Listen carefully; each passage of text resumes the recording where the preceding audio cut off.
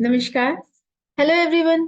जैसा कि हमने लास्ट लेक्चर में देखा था अल्कोहल की सिंथेसिस, तो आज के लेक्चर में हम डिस्कस करेंगे अल्कोहल की रिएक्शंस। वैसे तो अल्कोहल से नंबर ऑफ रिएक्शंस पॉसिबल हैं, लेकिन आज के लेक्चर में जो रिएक्शंस हम डिस्कस करेंगे वो हैं dehydration reaction, substitution reaction, oxidation reaction, esterification, ether formation and combustion of alcohol. Now, moving toward dehydration reactions, as we all know that alcohol can undergo dehydration reaction and form alkene when treated with any protic acid or suitable catalyst. Protic acid कौन से हो गए? Concentrated H2SO4 या फिर H3PO, और catalyst हमारा just like anhydrous, zinc chloride और alumina. अब इसका हम एग्जाम्पल देखते हैं। जैसे कि हमारा ये इथेनॉल है, इथेनॉल को H2SO4 के साथ ट्रीट कराते हैं, तो एज अ रिजल्ट हमारा क्या है, वाटर रिमूव हो जाता है और इथेनॉल कन्वर्ट हो जाता है एल्कीन में। वहीं अगर हम सेकेंडरी और टर्शरी अल्कोहल का एग्जाम्पल देखें तो प्रोडक्ट तो हमारा सेम रहता है, यानी एल्कीन हमारा बनता है और वाटर तो हमारा रिमूव हो ही रहा है। लेकिन अगर हम रिएक्शन कंडीशन को देखें तो जैसे जैसे हम प्राइमरी से टर्शरी की तरफ जाते हैं, रिएक्शन कंडीशन और इजी होती है। तो हम ये कह सकते हैं कि जो हमारा relative ease of dehydration of alcohol है वो हमारा कैसे मूव करता है, tertiary, then secondary and then फिर प्राइमरी। ना अब इसका हम मैकेनिज्म देखें कि आखिर ये वाटर रिमूवल कैसे होता है। तो फर्स्ट स्टेप हमारा क्या है, फॉर्मेशन ऑफ प्रोटोनेटेड अल्कोहल। अब ये हमारा कैसे बनेगा, जाहिर सी बात है कि रिएक्शन मिक्सचर में जो हमारे एसिड है वो हमारे प्रोटॉन रिलीज करेंगे और अल्कोहल का जो ऑक्सीजन है उस पे लोन पेयर ऑफ इलेक्ट्रॉन होंगे और ये लोन पेयर ऑफ इलेक्ट्रॉन इस प्रोटॉन को अपनी तरफ अट्रैक्ट करेंगे। एज अ रिजल्ट हमारा क्या बन गया, protonated alcohol. Now second step हमारा क्या हुआ, कार्बोकैटायन फॉर्मेशन। अब ये कैसे होगा, जब इस प्रोटोनेटेड अल्कोहल से वाटर मॉलिक्यूल अगर हम रिमूव कर दें तो हमारा क्या बनेगा, कार्बोनियम आयन या फिर कार्बोकैटायन। कार्बोकैटायन बनने के बाद जो हमारा लास्ट स्टेप है प्रोडक्ट फॉर्मेशन, वो होगा। और यहाँ पे प्रोडक्ट हमारा क्या है, एल्कीन। तो कैसे बनेगा, इस कार्बोनियम आयन से एक प्रोटॉन हमारा और रिमूव हो जाएगा, एज अ रिजल्ट हमारा एल्कीन बन जाएगा। अब यहाँ पे हम लोगों ने पहले भी पढ़ा है कि इन एलिमिनेशन रिएक्शन आपका एक रूल होता है जेटसेफ रूल, जिसके अकॉर्डिंग जो मोस्ट सब्स्टिट्यूटेड एल्कीन होते हैं वो आपके मोस्ट स्टेबल होते हैं और फेवरेबल। तो इसी के अकॉर्डिंग जो हमारा मोस्ट सब्स्टिट्यूटेड एल्कीन है इसकी देखिए परसेंटेज भी हमारी ज्यादा है क्योंकि ये most favourable in comparison to less substituted alkene. तो अब हम मूव करते हैं हमारी नेक्स्ट रिएक्शन पे, जो कि है सब्स्टिट्यूशन रिएक्शन। तो अगर हम अल्कोहल के स्ट्रक्चर को देखें तो अल्कोहल में हमारा फंक्शनल ग्रुप क्या हुआ, OH, जो कि हमारा कैसा होता है, स्ट्रॉन्ग बेसिक ग्रुप होता है। तो इजिली किसी न्यूक्लियोफाइल से हम इसको डिस्प्लेस नहीं कर सकते। लेकिन अगर एनी हाउ हम इसको वीकर बेस में कन्वर्ट करते हैं तब फिर हमारी न्यूक्लियोफिलिक सब्स्टिट्यूशन रिएक्शंस पॉसिबल है। कैसे होंगी, वन बाय वन हम देखते हैं। तो सबसे पहले हम प्राइमरी अल्कोहल को टेकअप करते हैं। प्राइमरी अल्कोहल में सब्स्टिट्यूशन रिएक्शन किस तरीके से होंगी, वाया SN2 मैकेनिज्म। यहाँ पे हम HBr ले रहे हैं। तो फर्स्ट स्टेप में क्या है, सबसे पहले तो आपका जो अल्कोहल पे जो ऑक्सीजन के लोन पेयर ऑफ इलेक्ट्रॉन होंगे ये HBr से प्रोटॉन अट्रैक्ट कर लेंगे और किस में कन्वर्ट हो रहे हैं, आपका प्रोटोनेटेड अल्कोहल में। अब यहाँ पे प्रोटोनेटेड अल्कोहल से वाटर का रिमूवल और जो आपका न्यूक्लियोफाइल है Br उसका अटैक, ये आपका कंसर्टेड स्टेप है। As a result of which आपका जो डिजायर्ड प्रोडक्ट है, सब्स्टिट्यूटेड जो आपका प्रोडक्ट है वो आपका प्रोडक्ट बन रहा है। अब यहाँ पे जो रिएक्शंस हैं वो जनरली हमारी क्लोराइड, ब्रोमाइड, आयोडाइड इन्हीं न्यूक्लियोफाइल्स के साथ देखने को मिलती हैं। क्योंकि अगर हम स्ट्रॉन्ग न्यूक्लियोफाइल लेते हैं जैसे कि आपका अमोनिया है या RnH2 है, तो उन वो क्या होगा, आपके जो एसिडिक सोल्यूशन में ये जो स्ट्रॉन्ग न्यूक्लियोफाइल हैं ये भी आपके प्रोटोनेटेड हो जाएंगे, और जब ये प्रोटोनेटेड हो जाएंगे तब फिर ये एज अ न्यूक्लियोफाइल एक्ट नहीं करेंगे और रिएक्शन हमारी नहीं हो पाएगी। अब हम देखते हैं सेकेंडरी और टर्शरी अल्कोहल में सब्स्टिट्यूशन रिएक्शन कैसे होगी।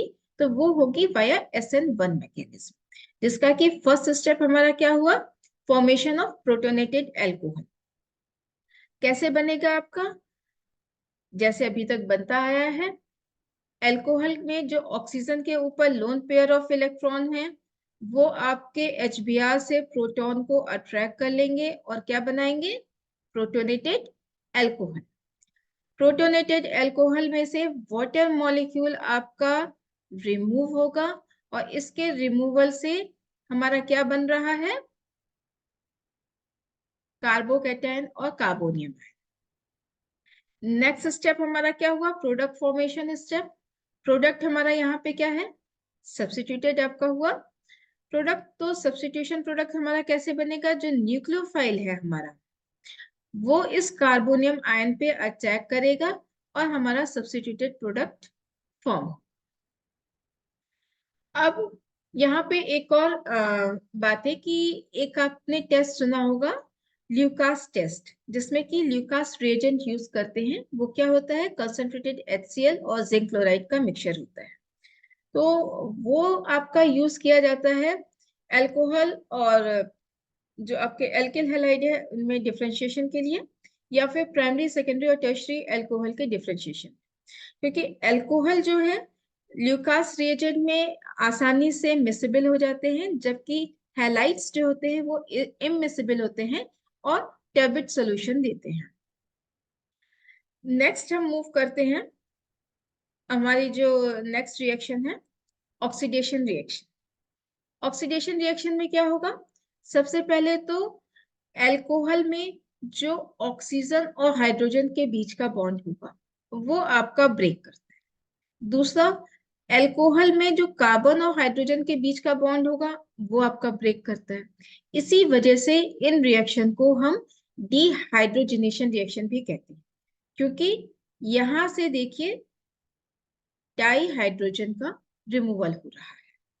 साथ ही साथ अब फॉर्मेशन किसका होगा, कार्बन और ऑक्सीजन के बीच में डबल बॉन्ड का फॉर्मेशन होगा। अब एग्जाम्पल से हम देखते हैं कि जैसे ये हमारा प्राइमरी अल्कोहल है, प्राइमरी अल्कोहल को जब हम किसी ऑक्सीडाइजिंग एजेंट के साथ ट्रीट करते हैं तो एज अ रिजल्ट हमारा क्या बनता है, एल्डिहाइड।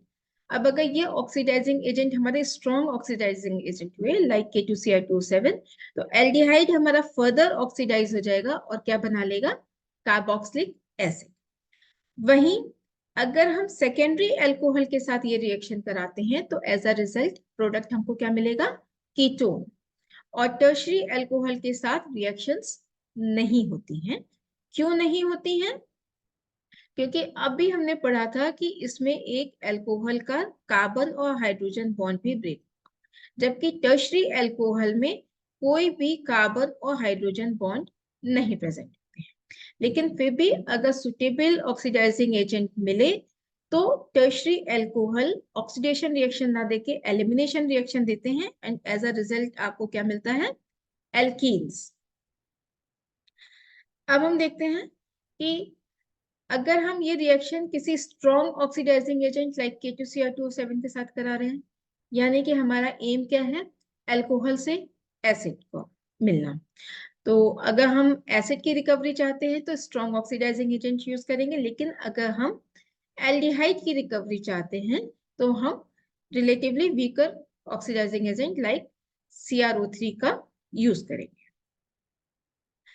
और भी कई सारे ऑक्सीडाइजिंग एजेंट हैं, तो यहाँ पे एक एग्जांपल और हम लेते हैं। जैसे हम कॉपर के साथ अगर हम अल्कोहल को रिएक्ट कर रहे हैं, ऑक्सीडेशन रिएक्शन परफॉर्म हो रही है, तो प्राइमरी अल्कोहल से क्या मिलेगा, एल्डिहाइड, यानी कि कंप्लीट फर्दर ऑक्सीडेशन नहीं हो रहा है कार्बोक्सिलिक एसिड में, सिर्फ एल्डिहाइड तक ही।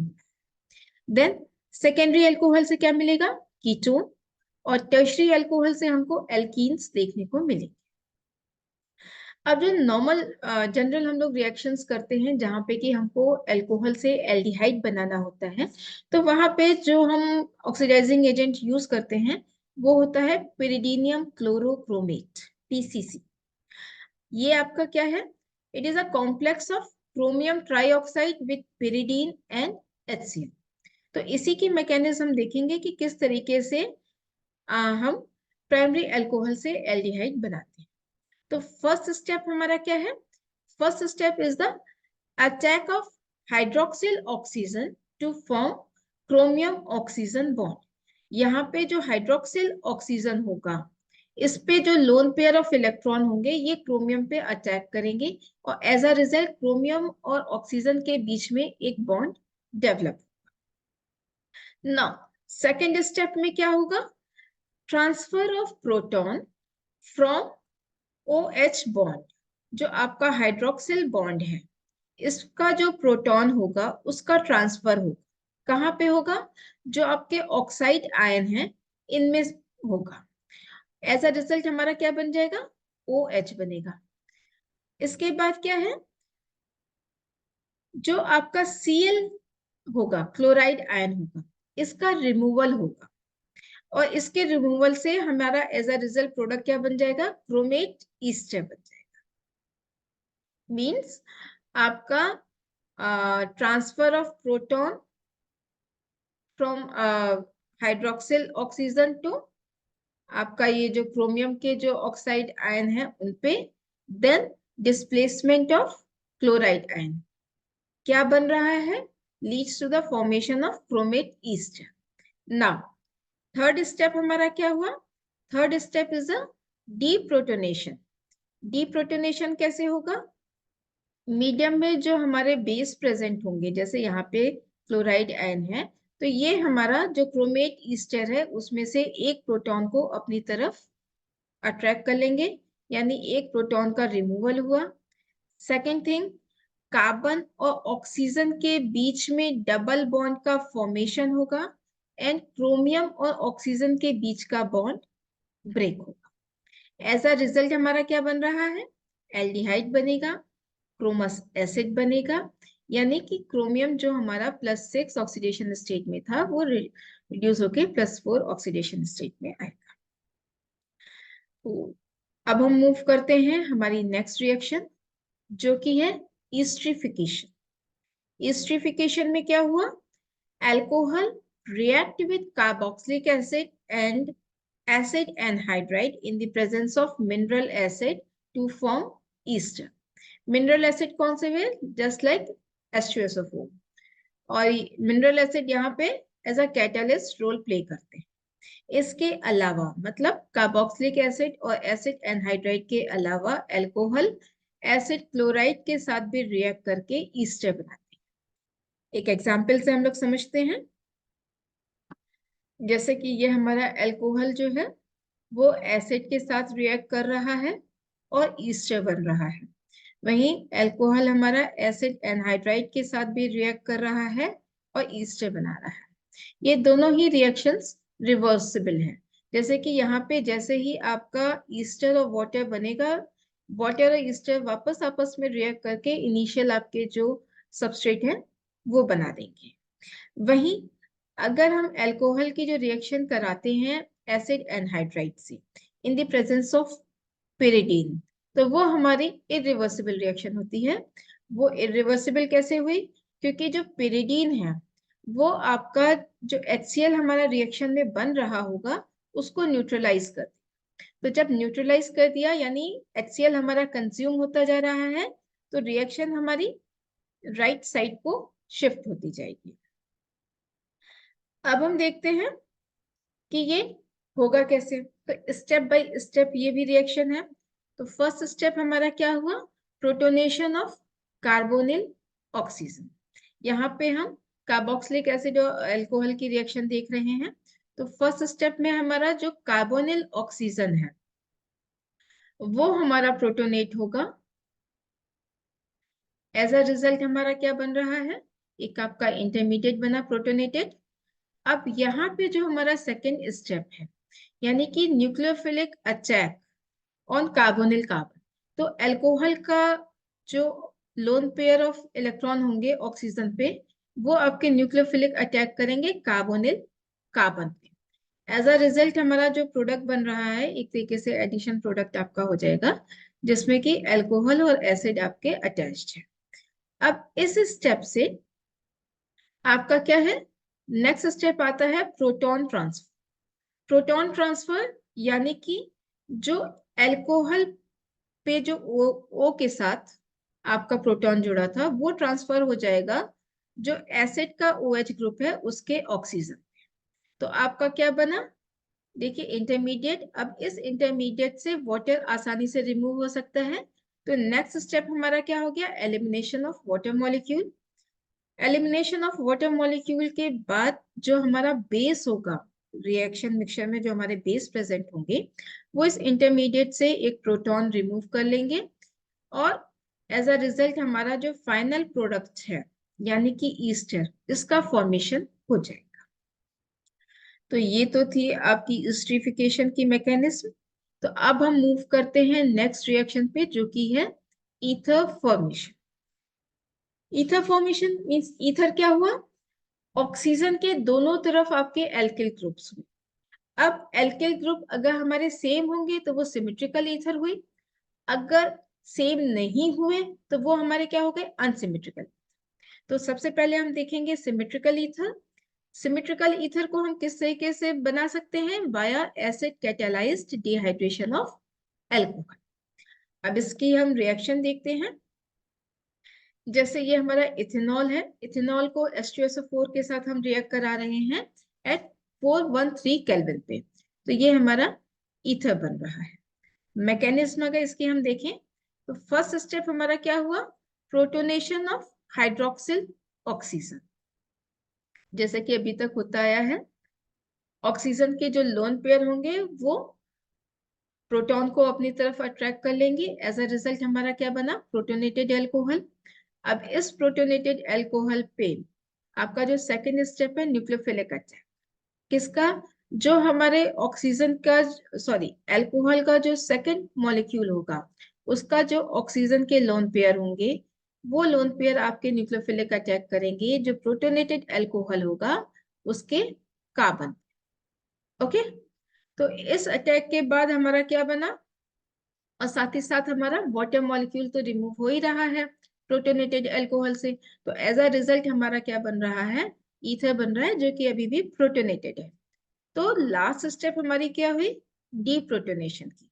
डीप्रोटोनेशन में आपका जो रिएक्शन मिक्सचर में आपके जो बेस होंगे वो प्रोटोनेटेड ईथर से एक प्रोटॉन को अपनी तरफ अट्रैक्ट कर ले रहे हैं, जिसकी वजह से फाइनल हमारा जो प्रोडक्ट है ईथर वो हमारा बन जा रहा है। और क्योंकि इस रिएक्शन में सेम अल्कोहल यूज हुआ है, अल्कोहल के जो मॉलिक्यूल यूज हुए हैं वो सेम, तो प्रोडक्ट हमारा कैसे बना, सिमेट्रिकल ईथर। अब हम देखते हैं अनसिमेट्रिकल ईथर कैसे बनेगा। नोन रिएक्शन है विलियमसन ईथर सिंथेसिस, इसके थ्रू हम अनसिमेट्रिकल ईथर भी बना सकते हैं। इसमें क्या होता है, रिएक्शन होती है आपकी प्राइमरी एल्किल हैलाइड की एल्कोक्साइड आयन के साथ। SN2 रिएक्शन है ये हमारी। इसमें जो आपके एल्कोहल है वो सोडियम के साथ रिएक्ट करके सोडियम एल्कोक्साइड बनाते हैं। और ये हम पहले भी पढ़ चुके हैं कि इस रिएक्शन में जो एल्कोहल का O और H यानी ऑक्सीजन और हाइड्रोजन के बीच वाला बॉन्ड है, ये बॉन्ड ब्रेक होता है और आपका एल्कोक्साइड आयन बनते हैं। अब ये जो एल्कोक्साइड आयन है ये हमारे एल्किल हैलाइड के साथ रिएक्ट करते हैं और इस रिएक्शन में क्या होगा, NaBr हमारा रिमूव हो जाएगा और एज अ रिजल्ट हमारा ईथर बन जाएगा। यहाँ पे जो एल्किल हैलाइड है वो जनरली हमारा कौन सा होगा, प्राइमरी एल्किल हैलाइड। क्योंकि अगर हम टर्शरी हैलाइड्स ले लेंगे तो वो एलिमिनेशन रिएक्शंस, जबकि जो सेकेंडरी हैलाइड्स हैं वो हमारे एलिमिनेशन और सब्स्टिट्यूशन दोनों तरह की रिएक्शंस देंगे। तो दोनों तरह के आपको प्रोडक्ट्स देखने को मिलते हैं। अब हम मूव करते हैं नेक्स्ट रिएक्शन पे जो कि है कंबंशन ऑफ एल्कोहल। तो पहले भी हम इसको पढ़ चुके हैं कि एल्कोहल जो होते हैं कंप्लीट कंबशन रिएक्शन देते हैं, यानी कि ऑक्सीजन के साथ जब हम रिएक्ट कराएंगे तो क्या बनेगा हमारा? Carbon dioxide and water. Plenty of oxygen चाहिए इसमें, और इसी रिएक्शन के बेस पे अल्कोहल को हम एज अ फ्यूल भी यूज करते हैं। अब अगर प्लेंटी ऑफ ऑक्सीजन नहीं मिली तो क्या होगा? जाहिर सी बात है, फिर कंप्लीट ऑक्सीजन आपका कंबशन नहीं होगा, और उस केस में आपका कार्बन डाइऑक्साइड ना बनके कार्बन मोनोऑक्साइड और वाटर वेपर्स हमारी बनती है। तो ये तो थी हमारी कुछ रिएक्शंस। अब हम मूव करते हैं इसके एप्लीकेशन की तरफ। तो अल्कोहल के एप्लीकेशन में वाइड रेंज ऑफ एप्लीकेशन है। तो सबसे पहले हम देखेंगे biofuel, alcohol as a biofuel. और बायोफ्यूल में भी जैसे कि हमारे बायोडीजल है या बायो इथेनॉल है, ये हमारा एज अ बायोफ्यूल यूज होता है। और आपके जो बायोडीजल कैसे बनते हैं? फैटी एसिड की आप जो लोअर अल्कोहल है जैसे मिथेनॉल के साथ रिएक्ट कराते हैं तो आपके मिथाइल ईस्टर बनते हैं, जो कि एज अ बायोडीजल आपके यूज होते हैं। सेकंड आपका आ गया कि आपके जो पेंट और वार्निशेस हैं, इनके प्रिपरेशन में भी अल्कोहल हमारे यूज होते हैं। देन हमारी जो केमिकल सिंथेसिस है, नंबर ऑफ रिएक्शंस ऐसी होती हैं जिनमें अल्कोहल आपके यूज होते हैं एज अ सबस्ट्रेट और या फिर इंटरमीडिएट स्टेप पे, जिनसे कि आपके दूसरे प्रोडक्ट्स नंबर ऑफ कंपाउंड्स बनाए जाते हैं। आप उसके देन आपके जो जैसे एलिफेटिक एसिड्स हैं, जैसे एसिटिक एसिड, इनके फॉर्मेशन में भी अल्कोहल यूज होता है। ग्लिसरॉल है, एसीटोन है। आपका पीवीए है, पीवीए क्या हुआ? Polyvinyl alcohol. ये आपका क्या है? वाटर सॉल्युबल बायोकम्पैटिबल पॉलीमर है, और जिसको कि हम यूज करते हैं टेक्सटाइल इंडस्ट्री में हमारा यूज होता है, हमारा ये पेपर इंडस्ट्री में यूज होता है, या फूड आपके पैकेजिंग इंडस्ट्री में भी पीवीए यूज होते हैं। इसके अलावा जो आपके अल्कोहल हैं वो एज अ सॉल्वेंट हमारे यूज होते हैं। हम लोग लैब में भी काम करते हैं तो आप लोगों ने जरूर यूज किया होगा आपका इथेनॉल, आपका ब्यूटेनॉल है, आइसोप्रोपेनॉल, आइसोप्रोपेनॉल, इनको एज अ सॉल्वेंट आपने यूज किया होगा। देन हमारा जो परफ्यूम इंडस्ट्री है, परफ्यूम्स एंड फ्रेग्रेंस में, उसमें भी अल्कोहल यूज किए जाते हैं as a carrier material. Then आपके जो अल्कोहल में एंटीबैक्टीरियल और एंटी फंगल प्रॉपर्टी मिलती है, इसके बेस पे अल्कोहल को हम यूज करते हैं आपके जो एंटीसेप्टिक आपके लिक्विड्स हुए उनमें, या डिसइंफेक्टेंट में, इवन आपके ड्रग्स में, होम्योपैथिक आपकी जो मेडिसिन होती हैं उनमें alcohol as a solvent and preservative use किए जाते हैं। एंड देन अल्कोहल हमारे एज अ बेवरेजेस भी यूज किए जाते हैं। तो ये तो थी कुछ इनकी applications. And in the last overall summary of the lecture, यहाँ पे हम इथेनॉल को लेकर हम रिएक्शंस समराइज करते हैं कि इथेनॉल की आपकी कुछ रिएक्शंस तो ऐसी हैं जिनमें कि आपका ऑक्सीजन और हाइड्रोजन के बीच का बॉन्ड ब्रेक कर रहा था। इसमें अगर हम फर्स्ट रिएक्शन को छोड़ दें जिसमें कि अल्कोहलेट्स ऑफ कैल्शियम बन रहे हैं, रेस्ट ऑफ द रिएक्शंस में आप देखोगे कि